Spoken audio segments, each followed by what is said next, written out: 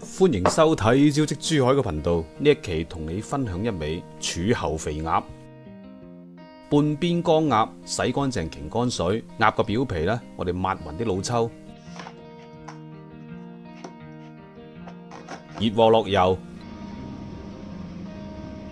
將鴨皮向下啦煎上色。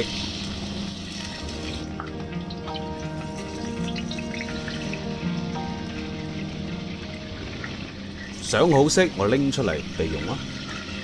原鑊我哋落柱侯醬100克，稍微爆香咗之後呢，灒入米酒，大概呢就50克度啦。簡單撈勻咗之後，放3、4碗清水啦，有淡兒湯就更加好嘅。水燒滾咗之後，放入半邊鴨，調個細火，冚翻啲蓋，燜到佢熟啦，大概3、5分鐘左右。期間呢，需要打開個鑊蓋咧，翻轉下鴨身，更加容易熟透嘅。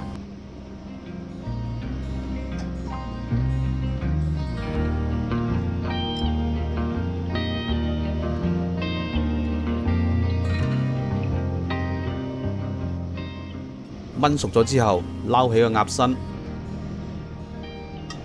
放喺一邊攤凍一下，然之後再改刀斬件嘅。剩低個湯汁，我哋裝起身備用啦。準備啲勝瓜皮件啦，勝瓜我哋刨皮留皮青，去瓜囊留厚皮嘅。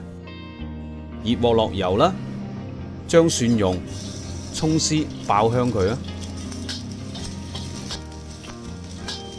落勝瓜皮件翻炒匀，倒入些少嘅燜鴨湯，燜炒2、3分鐘。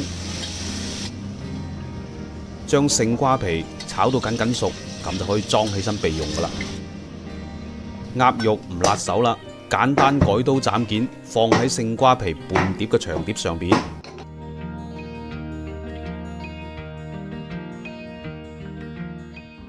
將燜鴨汁大部分嘅油呢，我哋先滗出嚟啊，減少肥膩。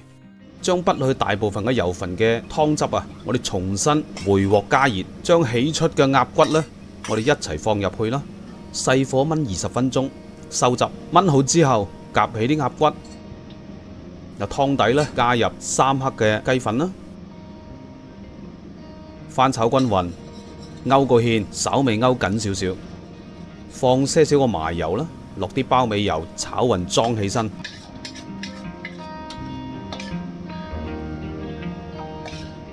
將個芡汁淋入啲鴨件嗰度，咁就搞掂噶啦。